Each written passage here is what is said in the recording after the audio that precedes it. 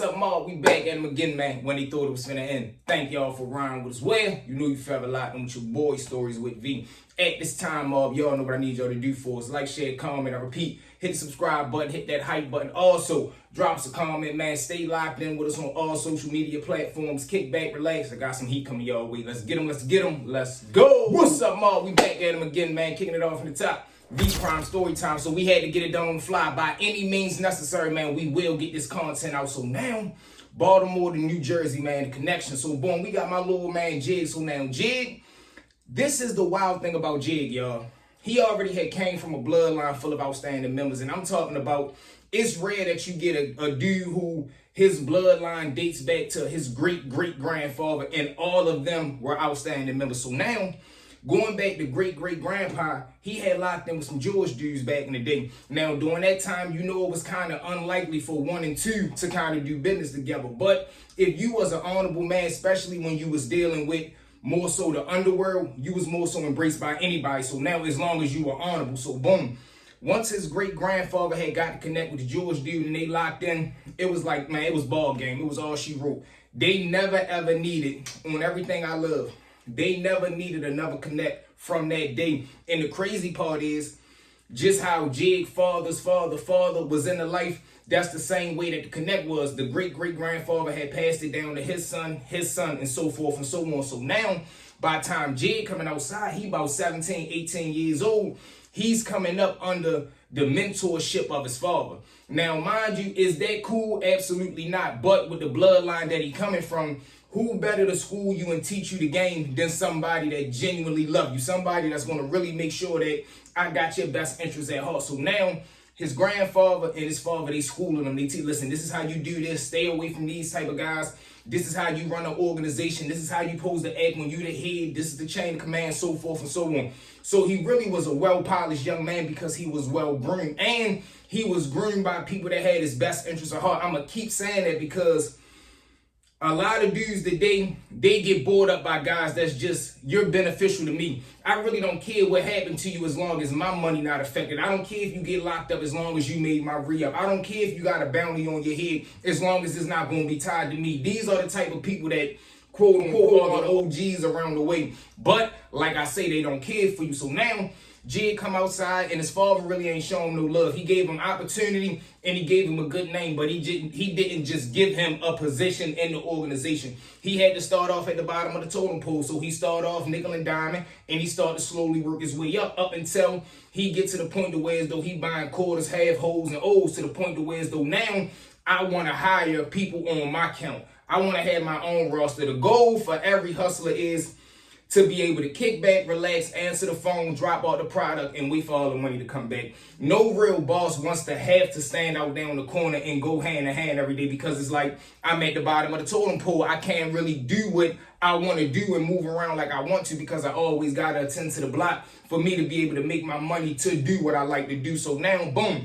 Once he gets to the quarter and the half stage, he go ahead and hire some young guys around his way. The dudes that he hire, they elite, they thorough, but they radical and they're hard-headed. They do not listen. Meaning, if you tell them go right, they immediately going left. And you look at them like, why would you do that, man? I thought, it's like, bro, I just told you, goddamn, that stove was hot. Why would you touch it? I thought you said it was the other stove. So they was these type of kids, but you had to love them because they was true to the game. They was thorough, and they was loyal. So now, he put them on count. He get them out there, but he schooled them the same way that his father and grandfather told him, listen, money and violence don't mix. The police allow you to get money because, believe it or not, police don't want to have to do all that homework, paperwork, and nonsense. You got a couple of them that's just like egotistic. They used to get wore out back in the day. Oh, I swear to God, I'm really going to get them today. You got some of them type cops, but the average dude, he try and do his 8, skate, get back home, and count his bread up. So, boom.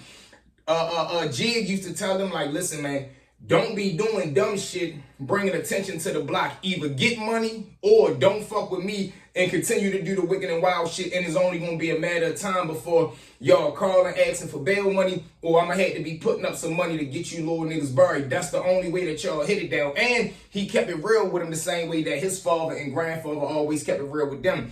Boom, they ends up taking his word. They start hustling for him. They build the block up. Let's say These little niggas run, and it's probably like 9 of them at the time. These 9 little dudes, man, really took what he said to heed so much. They built this motherfucking block up to the point to where, as though, let's just say they was making between $8,000 to $10,000 a day. That might not sound crazy, but for 8 to 10 stacks to come through one block every day, that's rare and as good as a motherfucker as far as revenue wise. So now they doing a 1-2. Little dude get into it with a nigga probably about 3-4 blocks away.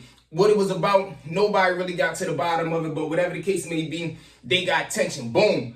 Little dude going to go grab either, I think he was coming to grab a black, a mild, or a pack of blunts. When he come out, he mean mugging the nigga. Now, mind you, he could have went to any store, anywhere else. Shorty hired up the perks. He feeling himself. He had just got into it with a nigga around his way at a dice game. It's always them damn dice games. He had just got into it with a nigga around his way at the dice game. So now he feel like, you know what, man, I wish a nigga would jump out there. He walked 2-3 blocks over to a block that he know he got smoked with. Go in the store, grab the blunts, come walking out. He mean mugging a nigga. Nigga say something to him. Man, what the fuck you looking at, bitch, whole time? Shorty come out the hip. I got to give it to him. He definitely did his 1-2. He come out the hip, start getting wild. Bang, bang, bang, bang, bang. Man, fuck you niggas. Bang, bang, bang. He start letting that bitch go. He take off running. Now, his ass was smart because niggas definitely ain't ducking their tail neither. He take off running. He hit the alley. Boom. When he hit the alley, little bro and them take cover. The whole time they run into the stash spots where the artillery is. Boom. They get right there, grab that motherfucker. They start hitting back. But by the time they start hitting back, the little nigga already gone. Bang, bang, bitch. Oh my God. They hurry up and get back because now you can hear the sirens coming for real. You can hear the police on their way. So niggas start getting out of there for real. Niggas start getting out of there for real, whatever the case may be. They gone, timeout, pull up, they getting all the shells, they doing their investigation. Whole time, nobody had noticed. It was a dude around the way. He's a civilian, he's a bystander. He was coming out the alley from, using the restroom when everything started happening. In the midst of all this gunfire going back and forth, the little nigga ended up getting hit. Nobody had noticed, nobody heard him scream or nothing. Whole time, when the police and ambulance arrive, of course, they see him right there in the middle of the street. They grab him up. He ends up pulling through. But now it's on. Jig get word. He go holler at his father and his grandfather. They immediately tell him, listen, you're going to have to stand on that because if you don't put an end to it now or if you don't stand on business right now, them niggas going to keep trying you and the problem just going to get bigger and it's going to get worse. So whole time, Jig like, all right, shit, fuck that shit. We need some more artillery. He ends up hollering at his grandfather. Grandfather called the gunman. He send the mother load through. Mother load get through, man. These little niggas ride so hard. I'm talking about, man, this shit got crazy. For probably like 45 days straight. Every 3 to 4 days, niggas was spinning the bin to the point to where as though 4 niggas end up getting clipped. Now, I can't lie. The block that they going at it with, they was coming back too. I'm talking about to the point niggas Dipset van was getting flipped. Niggas Hondas was getting totaled. Niggas Acuras was getting flipped. Niggas baby mother's cars was getting hit. Niggas was popping up at the school making motherfucking threats. It started to really get out of hand because now both sides is involved. You got 2 sides full of egos. You got 2 sides full of niggas trying to prove themselves. All over 2 dudes who had a problem that niggas still never got to the bottom of. Till this day, niggas don't know what that initial problem was, but once Shorty came around there and let off because he was on some tough shit, it don't even matter. Now that became the initial problem. So boom, Jig ended up having to jump in that car one day for real. He jump out on a nigga block. He M1. Boom, boom, boom. It was him and 2 other niggas. When they jump out on the block, niggas already know what time it is. They take off running. They say this nigga Jig down there get on one knee for real as the little nigga breaking down the sidewalk. He just start cranking at him. Bang, bang, bang, bang, bang. He hit the little nigga 3 times in his back. He fall to the ground. Jig and him. Jig Ray run down and stand over him. His homeboy, because there's always that one that's like, man, fuck that. We ain't got time. We already done got our man. Come the fuck on. He straight grab Jig. They jump in the car. They gets up out of there. Boom. They get back around the way. When Jig father find out, he know it's going to be pressure because the little nigga that he hit is always going. That's why I tell y'all it's a forever enemy because it's always going to be somebody that love that person that's no longer here due to what you did. They don't take into consideration what did my loved one do. All they know is they not here and you the reason that he not here, so it's fuck you. So now, boom, the little dude that he hit, he got some made niggas that run with him. Jig father, he don't get scared, but he ready go in animal mode. So instead of losing his son to what's ready happen, he say, listen, you ready go up there with your cousin and them in New Jersey. He sends them up Jersey. While Jig is up Jersey, he got his right-hand man, his best friend, running the block for him here still in the city. So Jig would call his right-hand man, tell him who to go meet. He would get the re-up, bag everything up, distribute it to the block, hit his personal sales, and now he would just get a percentage and he would cash app or have somebody ride up there and get Jig the money. But it's still war going on. So now, let's just say about 4 or 5 months go past. Jig done made friends up there in Jersey. Like I said, it's real niggas everywhere. So he done locked in with some head tappers up there, some hustlers, some dudes that's kidnapping, some dudes that's robbing. He mixed in with dudes that's doing it all, hustlers, all kind of shit. So boom, he got him a little crew up there, and it's getting so hectic back home with the war. He losing too many friends, and he want to come back uptown. But his father and his grandfather telling him, "You not coming back home until all this shit is taken care of, or this shit has come to a complete stop." Whole time Jig say, "I know what the fuck I'm gonna do." He get his New Jersey head tab, a salute to the Jersey men up there. He brings them down to the city. He start sicking them on the opposition niggas because these are faces they don't know. They coming through masked up. Some of them niggas is walking down. They so much a thoroughbred. They like, shit, just tell us the block. They going around there acting like they looking for a bro. Excuse me, bro. Y'all know where. Let's say you turn on a block and the first house say 1411. Now, once you get to the middle of the block where everybody at, you might be like, damn, bro, excuse me, yo, anybody know where 1411 at? Nigga might be, yeah, yo, down the street, bang, bang, bang, bang, bang. And they just off and shit because the opposition, they had a back block, meaning this the front street where all the houses at, but on the back of it was like a back block as well. That's where they actually hustled at. So there's no cameras or none of that shit back there. So the little dudes getting wild broad day, broad night, or just in that type of manner. It was one, to send a message, and two, let a nigga know, man, we not playing. We done lost too many soldiers, so you niggas better be willing to take it all the way or get the fuck out our way. Boom. Jersey niggas come down. They drop a couple of bodies. Police start to get involved to the point to where as though they put 24/7 surveillance right there. They put a blue light right there. They put a gun spot shot around that motherfucker. It just got too hectic. So boom. Now, in the midst of Jig feeling like, all right, I done took care of this. Now I'm going to just play it cool for like a week or two. Call my father, tell him, man, I'm trying to come back in town. Whole time he got a little bit of envy and niggas that's plotting on him in Jersey that he don't know about. Not even because he didn't really did something to somebody, but his presence that he got up there and the niggas that he running with, they more so not like because they real niggas, they outstanding members. So it's always going to be some suckers that's out there that's like, man, fuck they ain't recruit us for. He came out here and got with them niggas. What the fuck, he ain't trying to put us down, man. Fuck that. If you ain't going to put us on, we going to get you niggas out the way.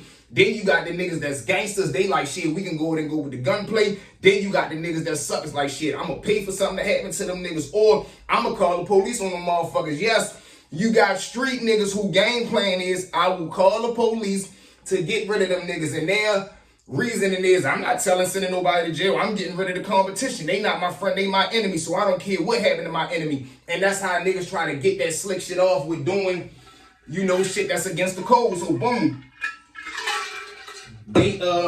He got the beef going on up there for real as they chilling around the little apartments, but niggas call it the Jets out there in Jersey. A car come through one day, 3 niggas jump out, they start banging on Jig and them bang, bang, bang, bang, bang. Jig get hit, he get hit 2 times in the leg. He goes to the hospital.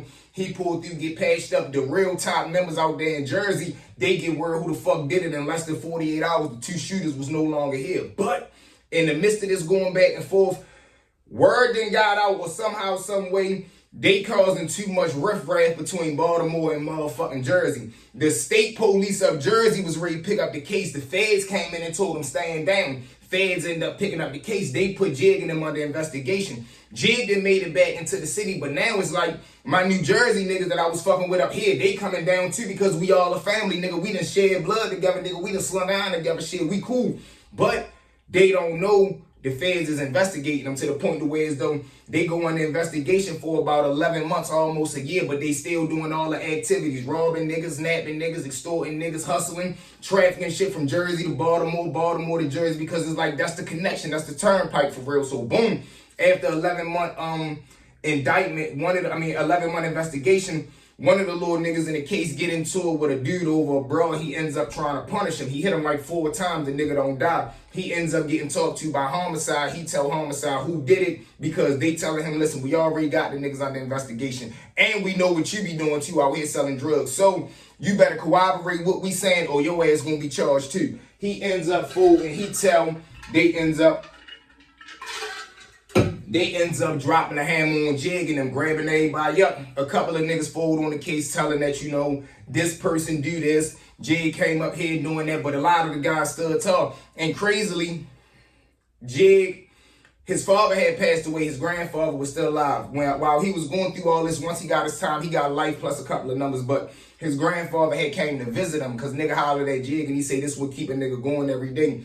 When his grandfather came to see him after he caught his time, he say, man, listen, I love you. I kind of feel fucked up and guilty that we set this example for you and this is why you in this position. But I want you to know I'm proud of you and I know your father would have been proud of you because even though all this shit is fucked up, you stood tall like a man. You ain't telling nobody and you took what came your way. So as long as you can live with that, make sure you die with that because you dying with your honor. Don't really count for much when a nigga doing life plus, but that's everything when a nigga doing life plus because I got my fucking my respect intact. I got my honor intact. You feel what I'm saying? I got my morals intact. But this is why I tell y'all, yo, don't get involved in the streets. Stay out the way. Do it the right way because once you get that life sentence plus some shit, it's like the game is over and then you spend the rest of your life just fighting for an appeal to get back to the street. So you might spend 40 years doing that to get out here and not even know how to live life. So do it the right way, man. Stay out the way. I love each and every one of y'all. Thank y'all for riding with us. When you know you fell a lot with your boy stories with V. At this time, one more time for his mob. Like, share, comment, hit the subscribe, hit the hype. Let's get it, let's go.